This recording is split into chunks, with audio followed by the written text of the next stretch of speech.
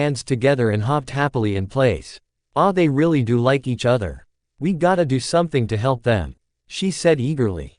A hand on her shoulder stopped her from hopping.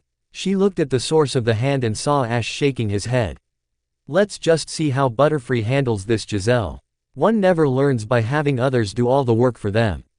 I want to see if Butterfree can find a way to win her over by himself," he stated firmly. Giselle just sighed and dropped her shoulders. "It's so aggravating just watching them cast little glances at each other though," she whined loudly. Ash chuckled lightly and crossed his arms. "Just have faith, Giselle. I have a feeling Butterfree will find out exactly what to do," he said confidently. With nothing better to do, they all just turned their gazes back to the sky of Butterfree and centered their focus on Ash's Butterfree and the pink one, eagerly awaiting to see how everything played out. Both Butterfree, who was the center of everyone's attention, continued stealing random glances at each other while trying to entertain the female Butterfree, in Ash's Butterfree's case, or just flat out trying to get rid of the male Butterfree, in the case of the pink one.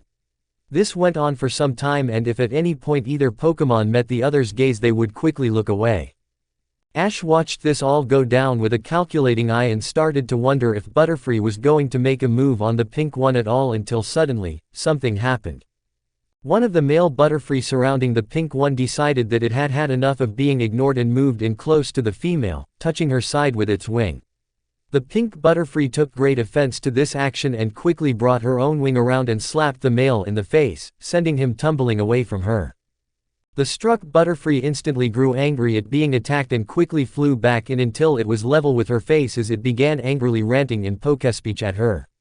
Whatever the angry male was telling her apparently started making sense to the other males, because they also began to grow angry looks on their faces. Instead of merely flying beside her, they instead started to surround her, making the female Butterfree look very uncomfortable. Before the male Butterfree who started the trouble could do anything else, a blackish-purple streak came zooming in out of nowhere and slammed into the male. The force of the strike was so hard that the unsuspecting Butterfree was sent tumbling through the air several yards away. The other Butterfree surrounding the pink one were suddenly caught up in a powerful gust of wind that was whipped up by the new arrival, who had stopped in midair and spun itself around in a fast circle, flapping its wing fast enough that the strong currents of wind blasted the other male Butterfree away from the pink one. The blurring figure finally came to a stop and hovered in front of the pink Butterfree, revealing its identity to be none other than Ash's own, very angry-looking, Butterfree. All of the other males that had been blasted away by Butterfree's strong gust attack were able to right themselves, and once they did, they glared at their attacker with clear as day fury in their eyes. Ash's Butterfree began speaking angrily at all of the other males then, "Free. Butterfree free." His words apparently held quite a few insults and stinging comments in them, because all of the males instantly bristled and looked even angrier than they did just moments prior. They all began slowly surrounding Ash's Butterfree, who was hovering protectively in front of the pink one, in a wide circle, with the one that Butterfree had tackled earlier taking the front position.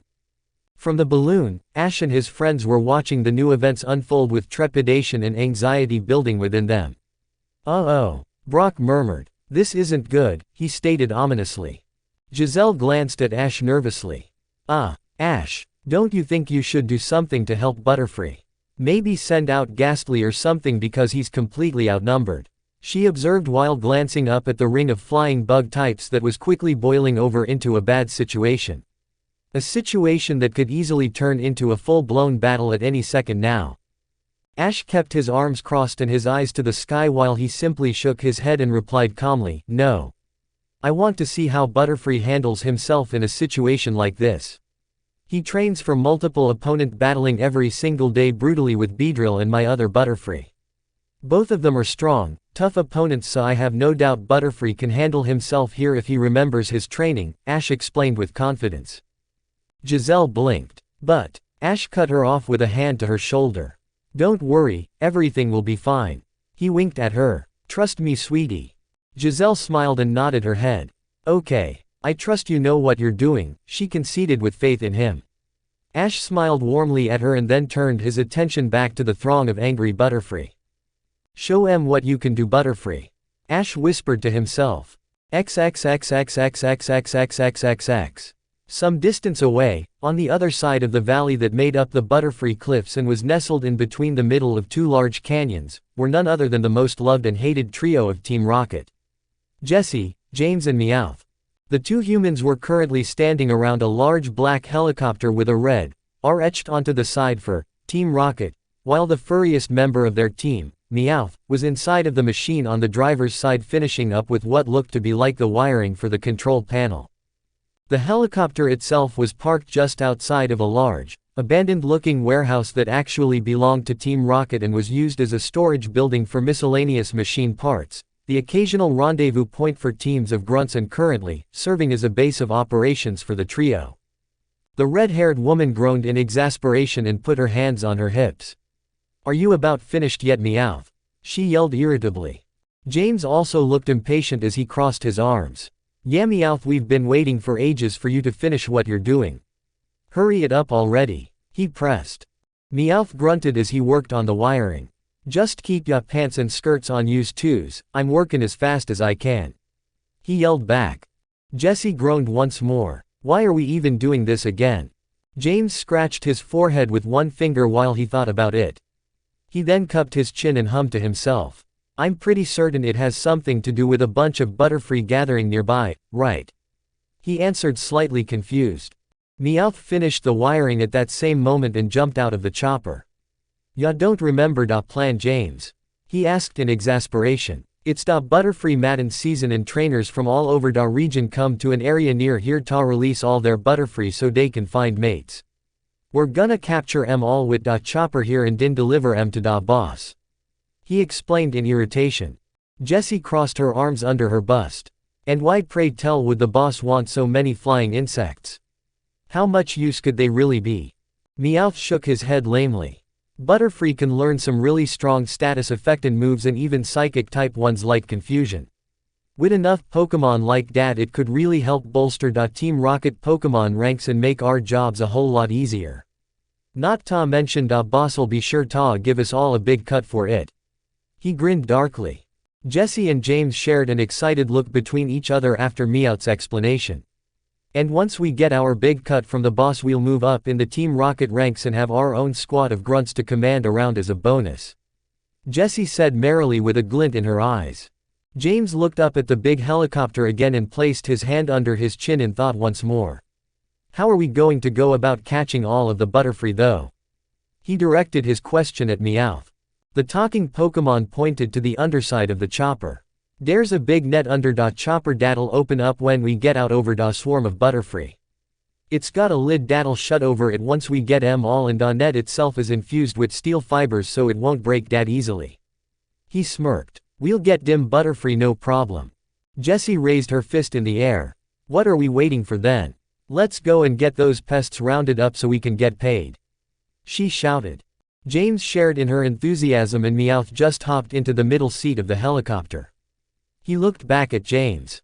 "You drive, James, and I'll operate da net." James and Jessie entered the machine and the blue-haired man turned on the chopper. The back and top propellers came to life as the helicopter hummed with low yet very loud whirling sounds, and after a few seconds of letting it warm up, the rockets took off into the air and headed towards the gathering area of the Butterfree. XXXXXXXXXX. Back at the mating grounds, Ash and his friends were watching the tense standoff between his Butterfree and the other males with concern and slight worry etched onto their faces. Butterfree remained hovering resolutely in front of the pink one with a determined expression on his face as he stared down the other Butterfree. All seemed to be at a standstill until the lead Butterfree suddenly flapped its wings quickly and sent a fast Silverwind attack at Ash's. The scarf-wearing Butterfree quickly responded in kind and launched his own Silverwind attack at his opponents as the two collided together, canceling each other out. It was at this point that one of the others suddenly charged in at Butterfree's side. Ash's Butterfree saw this coming and quickly spun out of the way just as his opponent passed him by. Butterfree then grabbed the other one by the wings quickly and turned it around using its own momentum against it and threw it into one of the other Butterfree. Two more Butterfree came quickly charging in again on either side while Butterfree quickly turned around and blasted the pink female out of the way of the fray with a soft, yet strong gust attack, not wanting her to be in the way and potentially get hurt.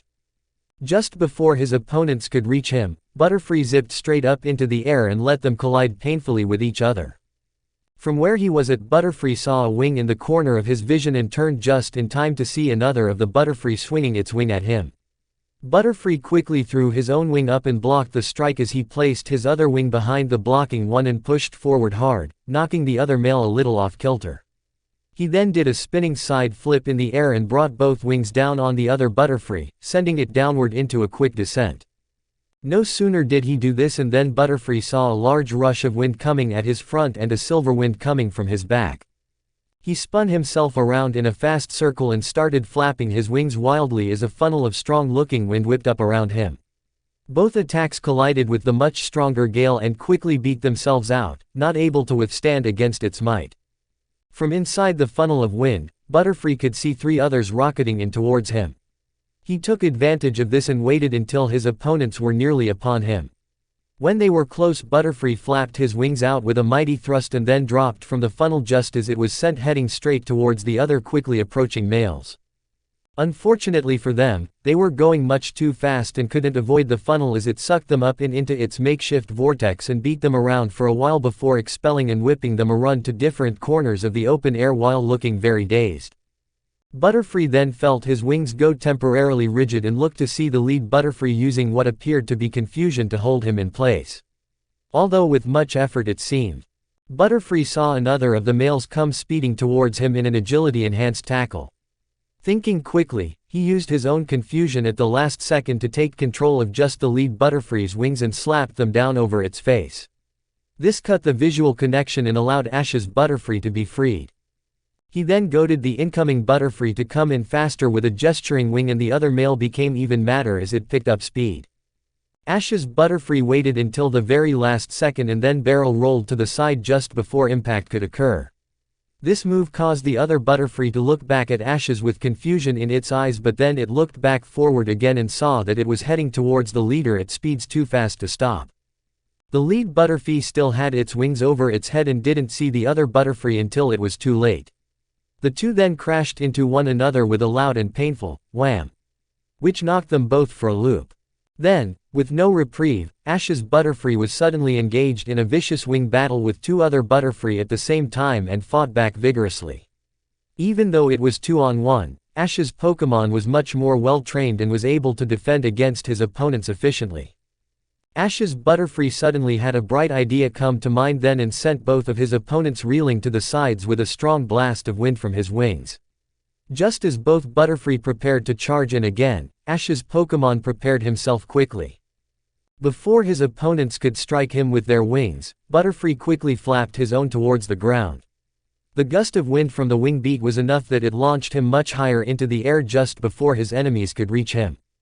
The other 2 Butterfree went wide-eyed when they saw this but couldn't stop in time and crashed into each other hard. They were both sent hurtling away from one another after the impact, and it was at this moment that Butterfree went on the offensive. A dead serious look crossed over his face as he started flapping his wings at a very fast speed, which caused a small twister to kick up. The vortex of wind expanded and swept across the airspace, sucking up all of the enemy Butterfree that tried to escape too late. It spun them all around viciously inside of its funnel and then thrust them out and away from each other in different directions with an intense display of power.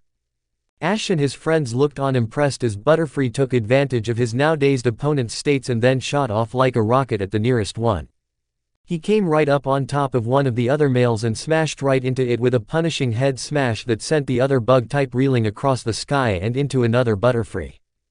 Ash's Butterfree then quickly spun in mid-air and flapped his wings together, sending a strong silver wind at a cluster of 3 other males. The attack was pinpoint accurate, and the fact that the Butterfree were still dazed from being trapped in the miniature twister earlier didn't help them at all. Upon making contact with them, the attack cut across the Butterfree like water through a screen as they fell towards the ground. 5 more of the males decided to swarm Butterfree all at once, even though they were still dazed, which made their tight formation not so tight at all anymore and more of a loose circle instead. Ash's Butterfree hovered in the center and shut his eyes while calmly turning his head from side to side, remembering all of the training it did with Beedrill and Ash's other Butterfree. Just as one of the males came rushing into attack, Butterfree spun around in a fast circle and brought his foot up into the other Pokémon's gut just before it could reach him, causing a gasp of pain to escape from said Pokémon. As that Butterfree fell away, 3 more of the 5 came rushing in all at once. One of them thrust its wings forward and sent its own silver wind at Butterfree, while the second one launched a gust of wind at him and the third one just kept charging in. Butterfree looked towards the silver wind and gauged the situation. He then leaned back and rocketed towards the attack as fast as possible. Just before he came in contact with it, Butterfree beat his wings forward and caused a gust of wind to shoot ahead at the silver wind, cutting a path straight through it. Butterfree then folded his wings in and barrel rolled through what was left of the attack. He came up right in front of the very surprised Butterfree that had used the silver wind and smashed into it with his head. He then got around behind the reeling Pokémon and sent it flying towards the incoming gust attack that was sent by one of the other males with a strong gale of wind from his own wings. The male bug type was sent hurtling towards the gust of wind and became caught in it.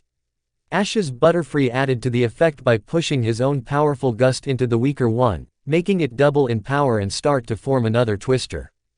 The small, yet powerful twister, pushed back towards the male that had initiated the battle of wind, with the other male still trapped within its funnel. The attack quickly sucked in the other Butterfree and began beating the 2 Pokémon around inside of its mighty tempest. Eventually it dispersed and sent the 2 bug Pokémon falling away with scrapes and bruises all over their bodies. Ash's Butterfree turned his attention towards the 5th and final male and noticed that not only was it the last Butterfree in any condition left to battle, it was also the one that had started the whole fight by trying to force itself onto the pink female earlier. He narrowed his eyes at his final opponent and crouched forward slightly, wings extending out towards the sides, a look of complete and utter calm, yet fierce aggression shining on his face. The last male Butterfree of the group had a look of fear in its eyes as it saw Ash's Butterfree prepare his attack. After seeing what the insane bug type did to its fellow males during the battle, it knew it wouldn't stand a chance and was feeling terrified at the prospect of what was to come. The Pokémon was so scared it couldn't even move its wings properly to fly away. Instead it just hovered in place, watching as its harbinger of pain prepared to deliver swift retribution upon it. The only thing it could think of in that moment was how the crazy strong Butterfree in front of it could have the pink one for all it cared. No female was worth all of the intense pain its brethren, and soon to be itself, had went through. It wished dearly it could take back trying to force itself upon the pink Butterfree, but it was too late now. Even Pokémon knew about some form of karma and now it was time to pay. In that same exact moment, Ash's Butterfree rushed forward in a burst of speed and power, signaling the start of an intense beating for his final opponent. Before the other Butterfree could so much as blink, Ash's slammed into it with a hard bash of the head into the gut.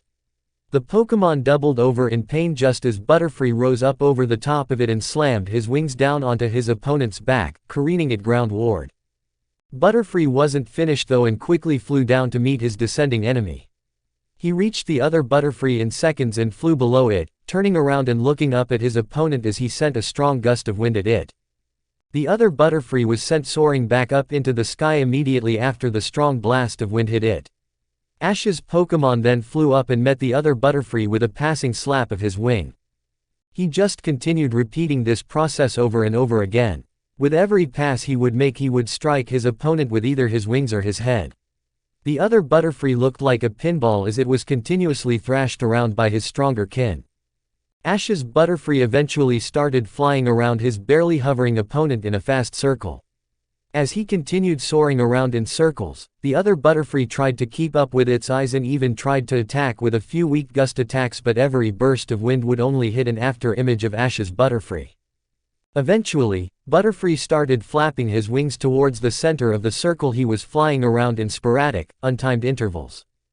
Each of these flaps would release a strong silver wind attack at the injured Butterfree, who was in the center of the circle the stronger one was making, and impact with it hard. Being so exhausted and beaten, the weaker Butterfree could only sadly attempt to block each silver wind that came his way or try and move out of the way. These of which were almost constantly futile attempts. After Ash's Butterfree had flown around in his circle, tossing silver wind after silver wind at his opponent, for several moments he finally stopped mid-flight and ended the assault. The other Butterfree, who looked very beaten and battered by now, went to fall out of the sky, but Ashes quickly flew towards it and caught it in his tiny but firm grip. He held a fierce scowl, fiercer than any Pokémon should have, as he held his nearly limp opponent in his tight hold. Ash's Butterfree then began rapidly and furiously speaking to the other one in their own native Pokespeech as he shook it to get his point across. Whatever that point may have been.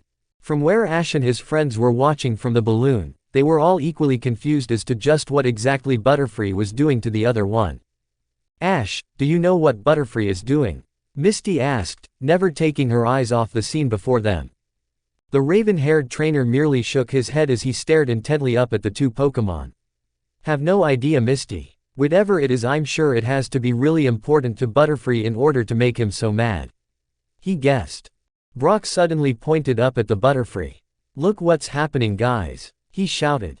They turned their attention back towards the Butterfree and saw that Ashes was now dragging the one he had in his grip through the air and back towards the pink Butterfree, who had been staying back a safe distance the entire fight while watching on in fascination at how powerful and skilled Ash's Butterfree was.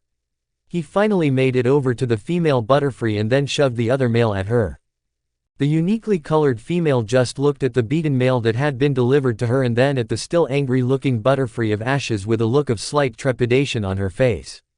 Ash's Butterfree just smacked his felled opponent across the back with one of his wings and then pointed at the pink one with a fierce look etched onto his features. He then said something that no one in the balloon could hear but appeared as though it sounded very angry and commanding. The weaker Butterfree lowered his head submissively and then turned to look at the pink one again. With a look of utter shame he began rapidly speaking to the female, whom just listened to him with shock clearly present on her face. The beaten and battered Butterfree continued speaking hurriedly to the female in an almost pleading manner while Ash's Butterfree watched him with a scathing look. After the male Butterfree had finished with his rapid speech he stopped and looked at the pink one with a pleading and nervous expression. The female took a few moments to process everything that had just happened and eventually just gave a slight nod of her head in acknowledgement, still seeming rather taken aback. The worn-looking Butterfree went wide-eyed and bowed to her as he said a few more hurried words in a gesture that looked very similar to gratitude. Ash's Butterfree then spun it around and looked into his opponent's eyes with that same stony, fierce expression. He said a few brief but very commanding words to the other Butterfree, who promptly nodded his head quickly, and then moved slightly to the side and made a "get out of here" motion with one of his wings. The shamed Butterfree bowed his head low as he quickly took up Ash's Butterfree on his generous offer to leave without any further harm. Without so much as looking at either of them again, the offending Butterfree flew as fast as possible away from them and towards the large mass of other Butterfree that was still gathered all throughout the sky some distance away. Ash's Butterfree spared one final glare at the retreating form of his opponent and then turned his attention towards the female just in front of him. Upon the both of them meeting eye contact, an awkward silence began to fall upon them. They both fidgeted about for a few moments, looking anywhere but each other until Ash's Pokémon eventually worked up the nerve to speak to the pink one. No one in the balloon could hear what was being said but tried reading the Pokémon's body languages to tell what was happening. It seemed as though Ash's Butterfree was trying to ask the pink one if she was okay after what had happened, and it was at that moment the pink Butterfree also seemed to have a sudden drastic change in attitude. Instead of the somewhat timid and unsure persona she had been displaying after Ash's Butterfree stopped fighting and approached her, she seemed to completely change once he asked if she was alright. The female simply bristled in rage as a response and her face became one of anger, shame and a slight hint of embarrassment at the male's words of thoughtfulness.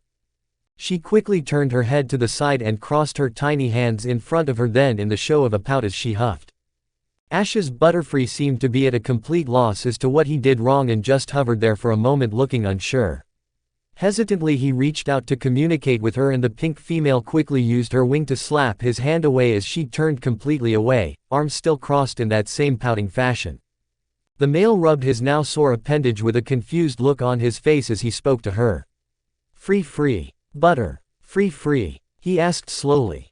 The moody female spun around to face the male with a look of irritation on her features.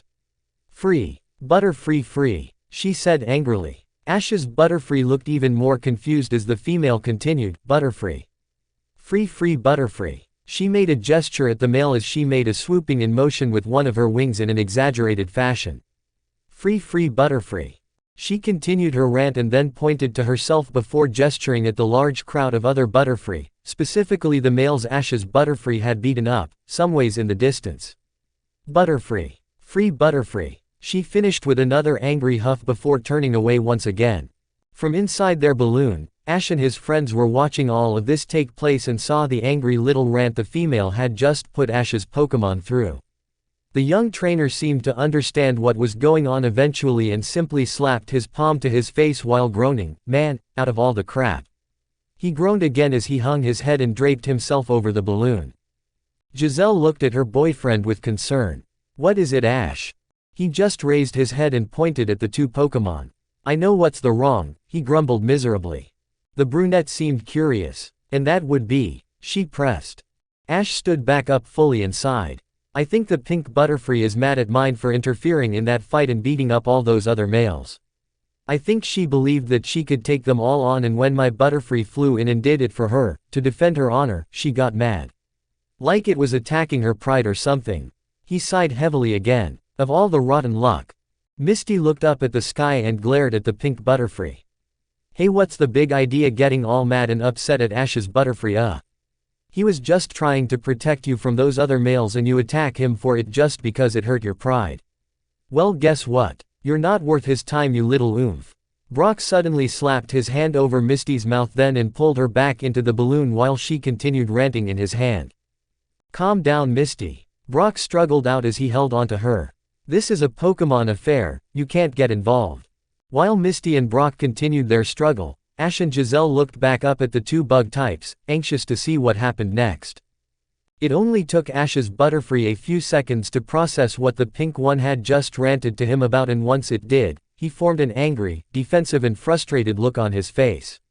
"Free free. Butterfree free. Free free Butterfree." He attacked back heatedly.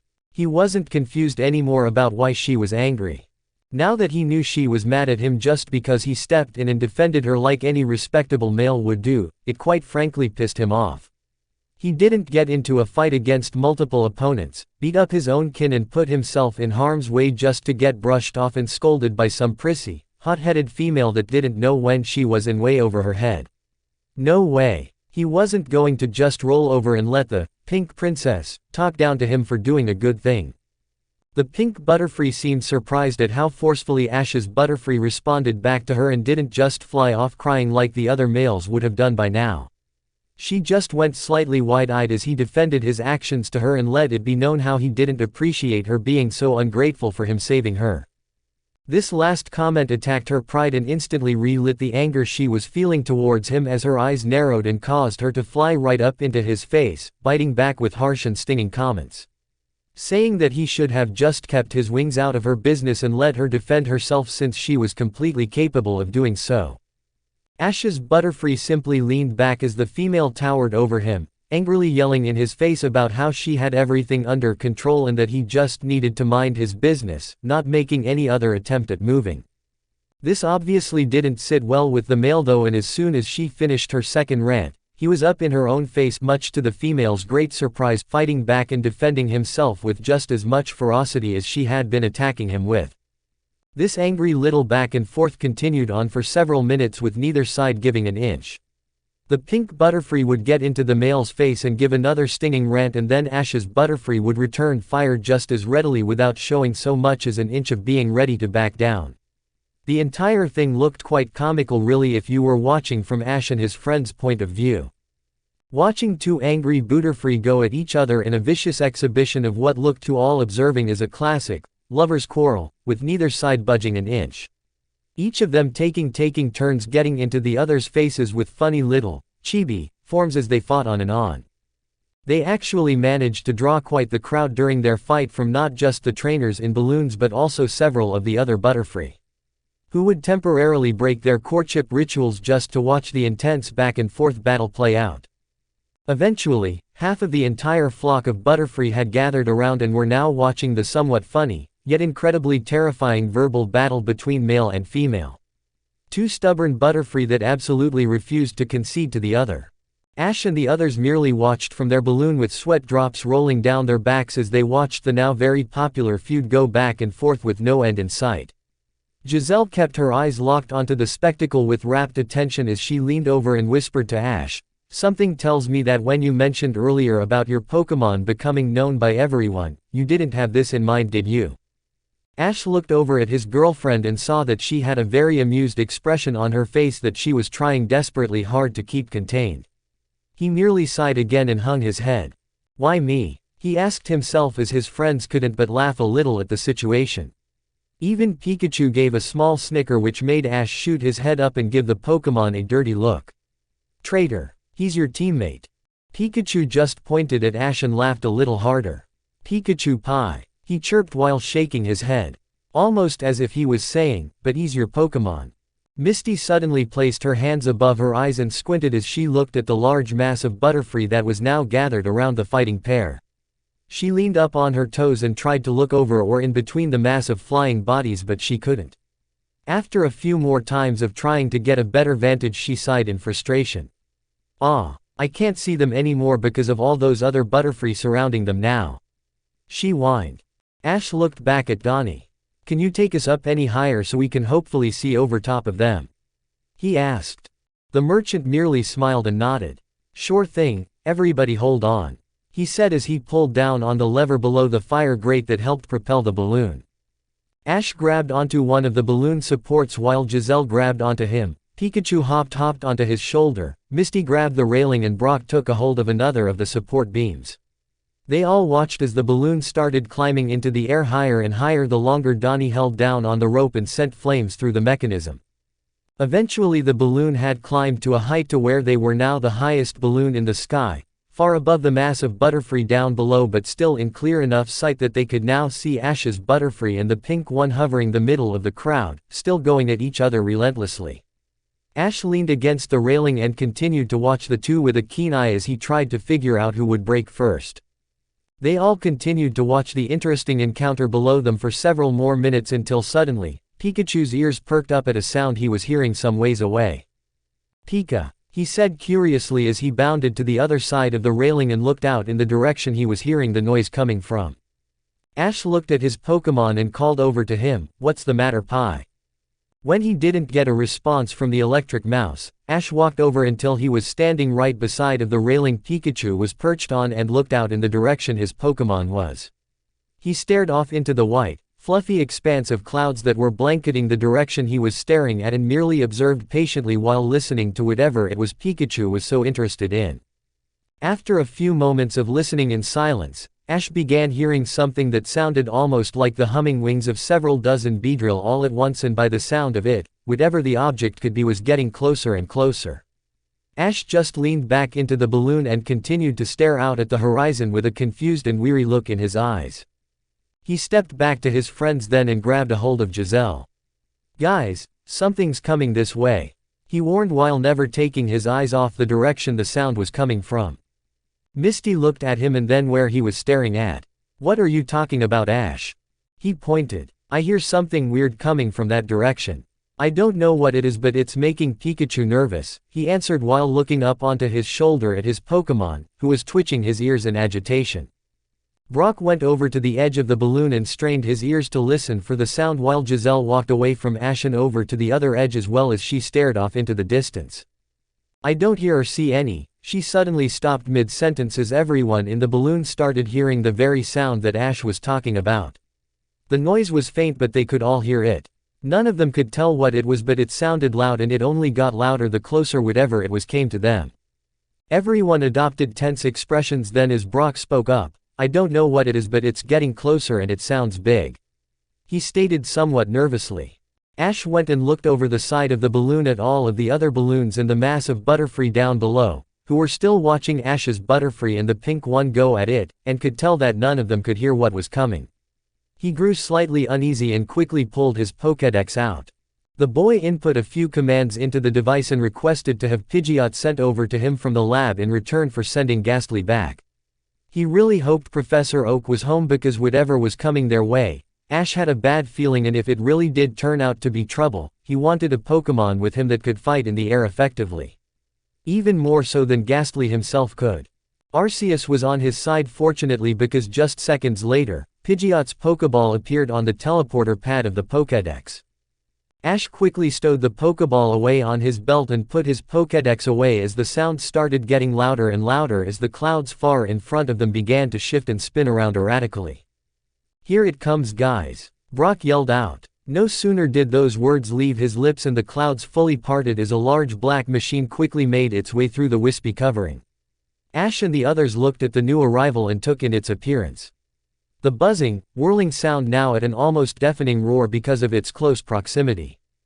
"It's a helicopter," Donnie exclaimed with a shout, putting an arm over his face to fend off the violent winds that were being blown their way by the machine. As the flying vehicle came fully into view, flying closer and closer due to the fast speeds it was traveling at, they could all see that it was painted an almost solid black color. As the helicopter came closer and made a slight rocking motion to the side, Ash was able to see a bright red R on its side. Anyone who had had a run-in with the organization that used that particular letter as their symbol would have known who it was with no questions now. Ash was no exception. "Team Rocket," he yelled out in anger, startling the other occupants of the balloon. "What?" Giselle yelled back, looking at the helicopter along with Brock, Misty and Donnie. They all then saw the symbol of the dreaded organization and Misty shouted loudly so her voice would carry over the loud noise, "What are they doing here?" "I don't know, but it can't be good," Brock yelled back. Yelling really wasn't an option right now, more like a must. With the roaring of the helicopter's engine and the sound of its rotator blades cutting through the air, the entire area was quickly becoming consumed in its almost deafening roar. The machine came closer and closer to their balloon, but instead of continuing its current direction, it made a quick turn to the side and started descending downwards, straight towards the massive Butterfree. Giselle gasped. "They're going for the Butterfree." At that moment, all of the Butterfree and the trainers in the other balloons who had been watching the machine since it arrived and started making the loud noise, effectively ending the fight between Ash's Butterfree and the pink one, began panicking upon seeing it coming for them. XXXXXXXXXXXXXX. Inside of the helicopter, Jesse and James were cackling like mad as they watched the Butterfree start flying around in a panic, only succeeding in coming together in an even tighter formation and thus an easier target, while Meowth watched on with a stony face. "Quit laughin' yous two and help me catch dim Butterfree," he shouted. "Dat first balloon we saw had da twerps in it. We need ta get what we came for and get outta here before they ruin da plan." The two humans quit laughing almost instantly. "You're right, Meowth," James said as he and Jesse took their seats and prepared for the next phase. "We can't let those brats stop us this time," Jesse growled. Meowth pressed a few buttons and looked back out the tinted window of the chopper. "We gotta get all da Butterfree in one spot, tight together, so we can catch 'em all in da net in one go," he instructed. "Get ready ta release da net, James." "Got it," the blue-haired man replied back. Meowth drove the chopper until it was directly behind the mass of Butterfree, who were already in a somewhat loose formation, and started flying forwards, chasing them all across the sky as he yelled back to Jesse, "Get dim arms out, Jesse. We gotta get 'em tighter." Jesse nodded and pressed a button on the control panel in front of her. "Arms engaged," she confirmed. Two gigantic arms sprouted from the chopper and fanned out across the sky. They started swatting at all of the wayward Butterfree, slowly forcing them into a tighter formation as they tried to escape. Some of the braver ones tried to escape and fly over top of the arms, but they would just be pushed back quickly by the mechanical attachments, effectively trapping them inside the panicking mass of Butterfree. The arms continued to draw closer until they were literally a corral, keeping almost all of the Pokémon in one big mass. James suddenly saw a flash of pink within the restless sea of Butterfree and squinted his eyes to get a better view.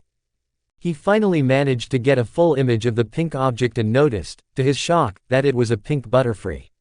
Another Butterfree with a yellow scarf tied around its neck was also flying right beside of it, pushing back the other Butterfree that were trying to smother them with their bodies and defending the pink one protectively, leading him to believe that the one wearing the scarf was male and the pink one was female. "Hey guys, there's a pink-colored Butterfree flying around in there," he told Jesse and Meowth excitedly.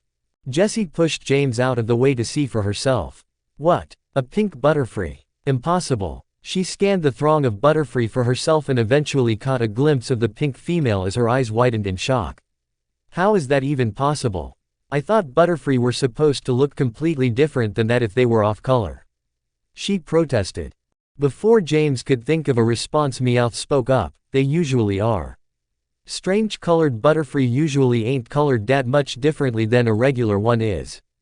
Just a few changes, mostly to their wings, feet and eyes. That pink one just must be special. He explained with a grin. How do you know? Jessie demanded. Meowth looked back at her. I'm a talking Pokémon, Jess. It ain't that hard to believe I know what different colored Butterfree look like. James formed a greedy look in his eye then. If we give it to the boss then he'll be even more pleased with us. He said excitedly. Jessie smiled widely. You're right, James. She looked at Meowth. What are you waiting for, Furball? Catch those Pokémon already. Meowth looked out and saw that the Butterfree were all finally in a position where they could be grabbed in one swoop with the net and then called out to James, dropped on net Jamesy boy. James nodded and ran over to his chair, sitting down and pressing a button on the side panel of it. The bottom of the helicopter opened up then and a massive, thick-looking net attached to a steel pole dropped down from the inside. As the net met the open air it started to expand and unfurl out until it was eventually large enough to completely cover the entire width of the massive Butterfree. Meowth picked up the speed of the chopper and started closing in on the Butterfree, the large net swaying behind them, ready to scoop up each and every last one. XXXXXXXXXXXXX. Ash and his friends watched as the helicopter dropped a massive net out of its bottom half and started to grow to a size large enough to hold all of the Butterfree without leaving a single one behind, and the sheer sight alone was enough to make all of their blood run cold. They're trying to catch the Butterfree. Misty shouted. We gotta stop them. Giselle said frantically, looking around the balloon as if the answer to the problem could be found there. Ash whipped around and faced Donnie, a completely serious look on his face. Can you get us down close to that chopper as fast as you can? He asked urgently. Donnie seemed confused for a minute and then just nodded his head. Yes, I can get us down, but it'll take some time and this thing doesn't move nearly as fast as that helicopter is. Why? He asked. Ash stepped closer to him. We can stop Team Rocket and help those Butterfree, but we're too far away. I need you to get us closer. Donnie went wide-eyed. No, I'm sorry, he said, shaking his head. If that's really Team Rocket then I can't let a bunch of kids get involved. All the rest of the trainers are staying back as well, the man pointed out while gesturing to the other balloons full of trainers that could only watch in horror as the Butterfree that were once theirs were about to be stolen by some criminal organization. We'll go back to ground level and call the police. They'll be able to. Anything else the balloon merchant was going to say was abruptly cut off by Ash, who growled from in his throat and stepped closer until he was right in Donnie's face. The boy's unnatural height he possessed for his age bringing him right up to chest level with the man as he reached out and grabbed a hold of his shirt, squeezing it in a tight grip and yanking him forward with surprising strength. Listen, he shouted. I've dealt with Team Rocket before and stopped them. I have to help those Pokémon and you standing in my way isn't going to help me. If we wait and call the police after we get back to the ground it'll be too late and they would have stolen all the Butterfree. They'll be long gone and no one will have any chance of ever finding them. I asked you to help us out so we can save those Pokémon before Team Rocket gets their filthy hands on them. If you won't get us down there to that chopper then get the hell out of my way and I'll fly this thing down there myself.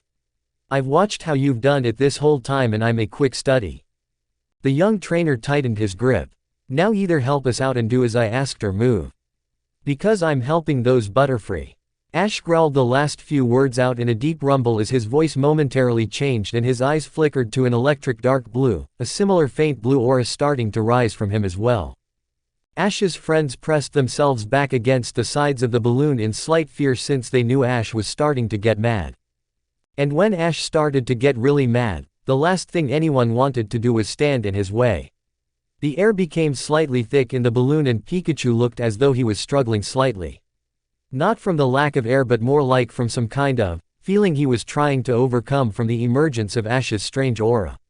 His eyes were shut tightly and he was shaking his head from side to side, like he was fighting some sort of battle in his mind. Ash's now electric blue eyes bore into Donnie's and the man could feel himself starting to sweat as his heart rate picked up and a horrible sensation of fear gripped him. My own Butterfree is down there right now in that mass and if Team Rocket captures them then I lose my Pokémon and I will not let that happen. He shouted in that same deep rumble voice again. Donnie, the man had courage at least, just gulped and timidly shook his head. I can't. It's not safe. I'm S. Something seemed to have snapped inside of Pikachu at that very moment when Donnie once again denied to assist he and Ash in helping to save one of his teammates and fellow Pokémon from Team Rocket. His eyes suddenly snapped open as he leaned forward from his perch on Ash's shoulder and towards the balloon merchant.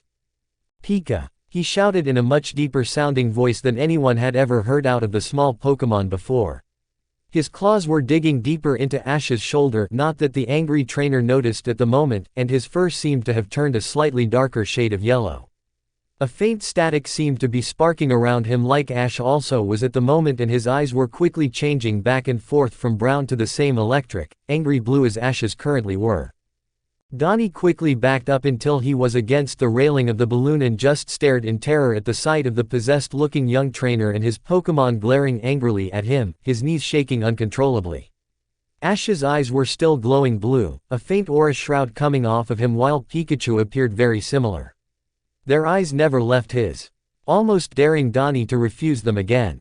The scared man then glanced from the furious duo to Ash's friends with an anxious look, almost pleading for assistance of some kind, since he was now officially far out of his element and comfort zone the minute Ash and Pikachu started glowing blue. Brock just nodded his head at the man and answered his unspoken plea for help. "Please do as Ash says, sir. Trust me, he's done this before. He can handle it and we'll be there to help him," he promised firmly. Giselle and Misty nodding in agreement along with him. Donnie could not argue any longer, and on top of that, he was starting to feel somewhat lightheaded from the thin air now permeating the balloon. Because of this, the fire that helped keep the balloon aloft was starting to flicker, and that was a very bad thing. He took one last look at Ash, which was a feat in itself since the current state of the boy's eyes terrified him beyond words, and could see the determination there being mirrored in Pikachu's own eyes.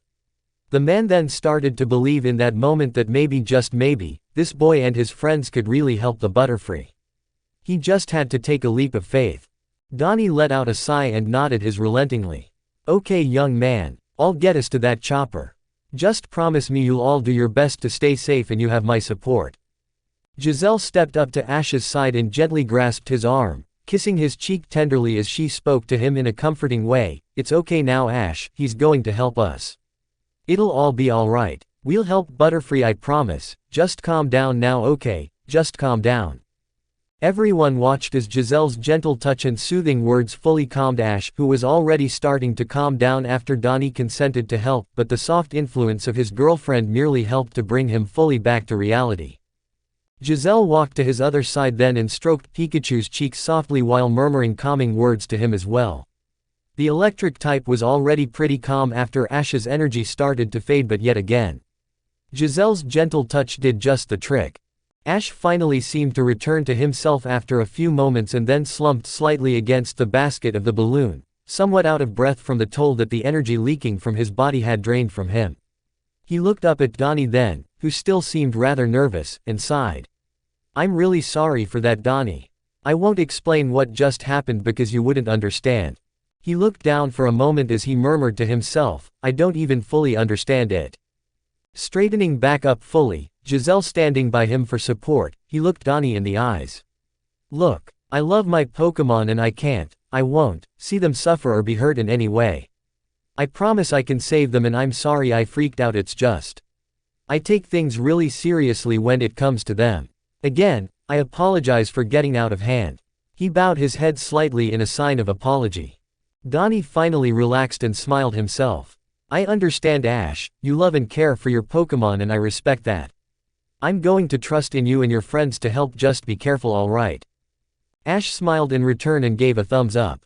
"You got it, Donnie." Pikachu gave his own thumbs up as well. "Pikachu pie."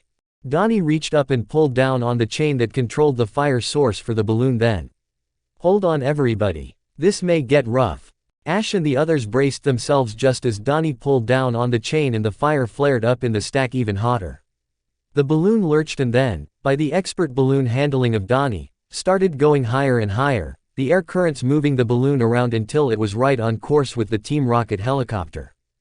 Donnie continued to work the balloon until it started getting closer and closer to the chopper. Once it was near enough, Donnie stopped feeding the balloon as much fuel and then let it start descending down towards the fast-moving object. Ash and his friends saw the helicopter getting closer to the massive Butterfree that were still trying to escape while the large net swayed ominously behind them like an aerial monster ready to strike at any moment. "Come on Donnie, faster," Ash urged the man. Donnie gritted his teeth. "It won't descend any faster than this, Ash, we're just gonna have to wait."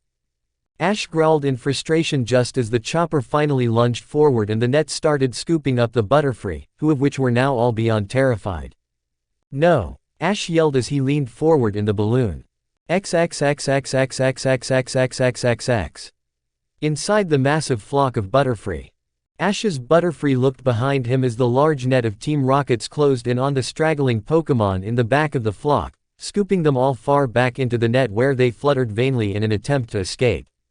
Butterfree flapped his wings to fly even faster, trying desperately to stay ahead of the net while looking at his side to make sure the pink Butterfree was still keeping up with him.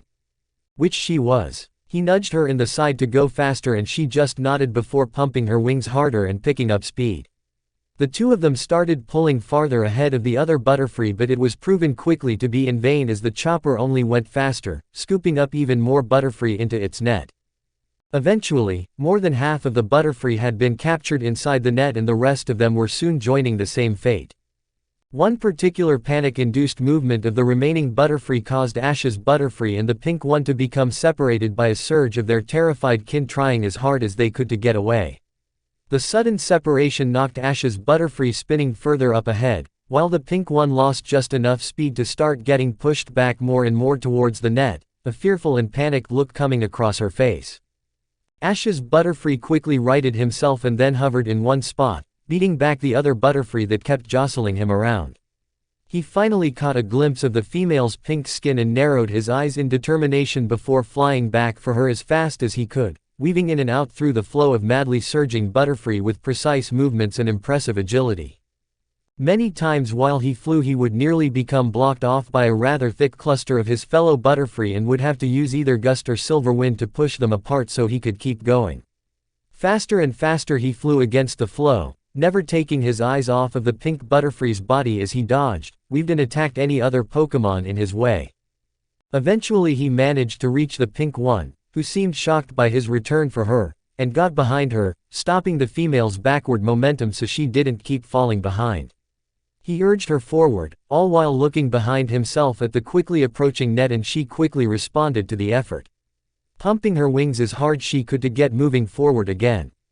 Once the two of them were finally back in full flight, they started going as fast as their wings could possibly take them, passing most of the other Butterfree, dodging, swerving and even attacking any in their way in almost perfect sync. At one point their eyes even met while launching a simultaneous silver wind at each other's opposite sides, trying to get more space to fly, and when they did, one could swear something sparked in their gazes for just a fraction of a second. After several moments of fighting their way through the mass of their panicking brethren, both Butterfree finally started to see the very front of the pack. They knew that if they could just break free of the rest of them, then they would be able to bank to the sides and get free of the net's range entirely. This thought spurred them both on and caused them to fly even faster, determined to break free. Inside of the chopper, Meowth saw this and chuckled loudly. "I don't think so, little Butterfree, yous two ain't gettin' away dat easily." Jessie and James laughed as Meowth pressed a button on the control panel. Just as both Butterfree were almost at the very front of the Butterfree flock, the front underside portion of the chopper opened up, dropping down another net that swooped down from the front and went right towards them. Ash's Butterfree and the pink one went wide-eyed as they saw this and attempted to stop moving forward. Unfortunately, the surge of Butterfree behind them made it impossible and caused them both to continue pressing towards the second net, which was now closing the gap between them and the first one. The remaining Butterfree finally saw the danger and tried to change direction, but it was already too late. Ash's Butterfree and the pink one could only watch as the front and back nets quickly closed the last remaining distance between each other, finally scooping up every last Butterfree and connecting both ends together in the middle with an audible clack, sealing the double net and cutting off any chances the Butterfree had to escape. Not a single free one left. Ash's Butterfree and the pink quickly made their way towards one side of the net and started banging their bodies against it as hard as they could. trying everything they knew of to break free. The rest of the Butterfree were too scared to do anything besides flutter around hopelessly in a panic, rapidly pushing Ash's Butterfree and the female back into the thick of the mass. Just before he was sucked into the crowd again, Butterfree spotted his trainer's balloon coming down towards the chopper and saw Ash perched at the very front, looking desperately down at them all.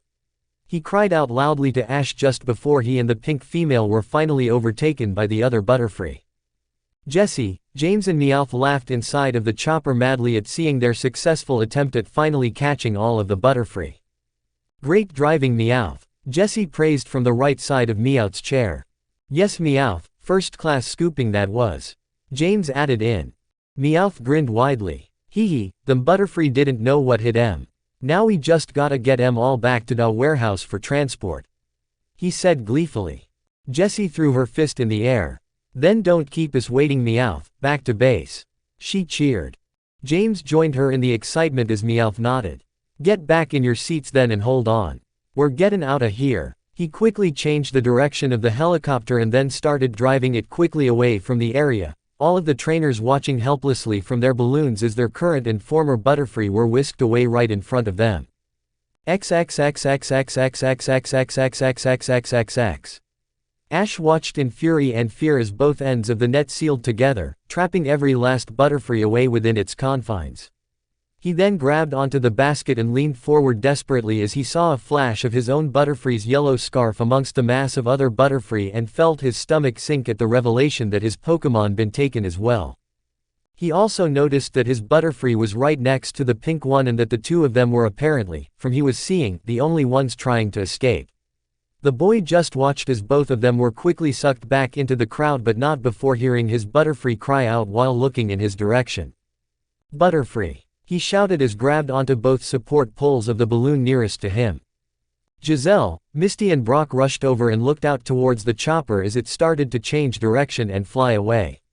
No damn way in hell, Ash defiantly stated in anger as he reached for his belt. His girlfriend grabbed his wrist though. Ash, what are you doing?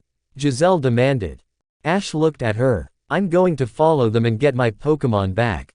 That's what. But how? Misty yelled. This balloon isn't going to be able to go fast enough to keep up with that chopper, Brock said while looking at Donnie for confirmation of his assessment, whom simply nodded in reply. Our best bet will be to head down to my shop and then call the police, Donnie stated evenly.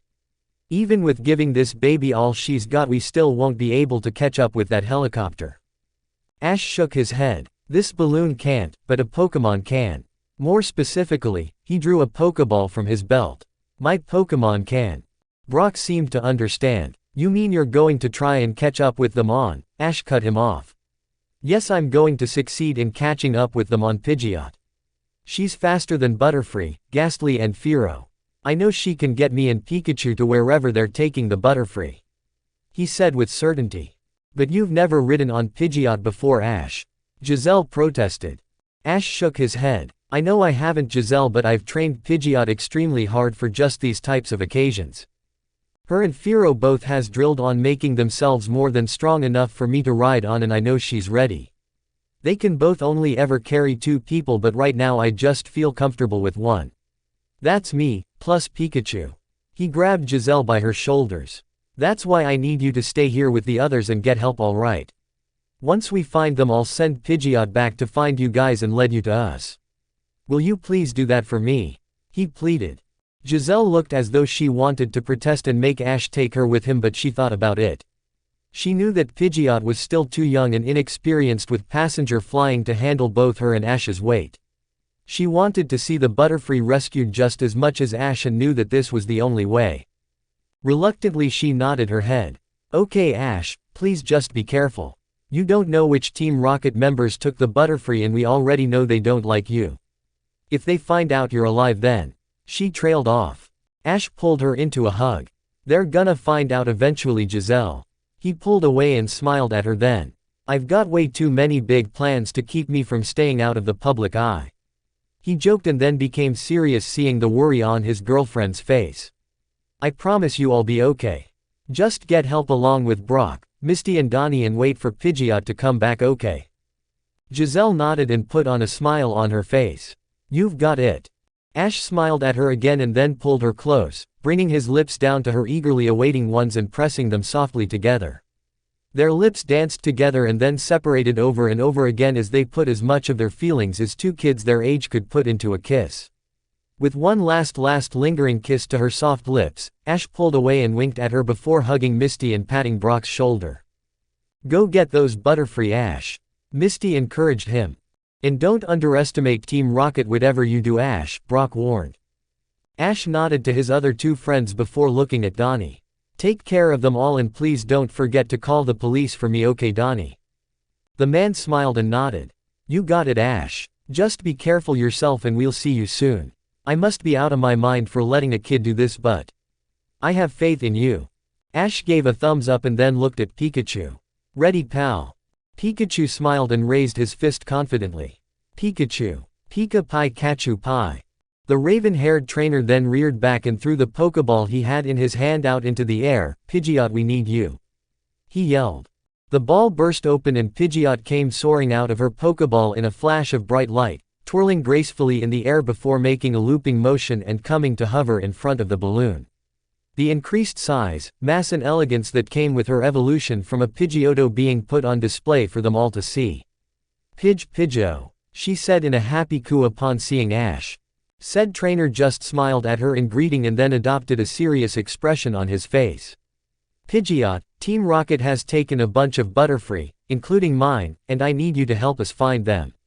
Can you carry me to where they went and try to find the helicopter they used with your avian vision?"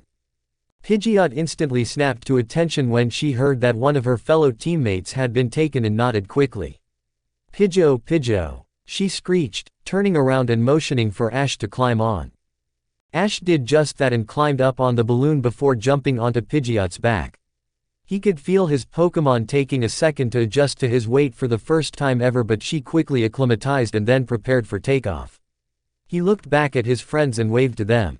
"I'll see you guys soon." His friends and Donnie waved him off as Pikachu adjusted himself on Ash's shoulder. "All right Pidgeot, let's go," Ash yelled.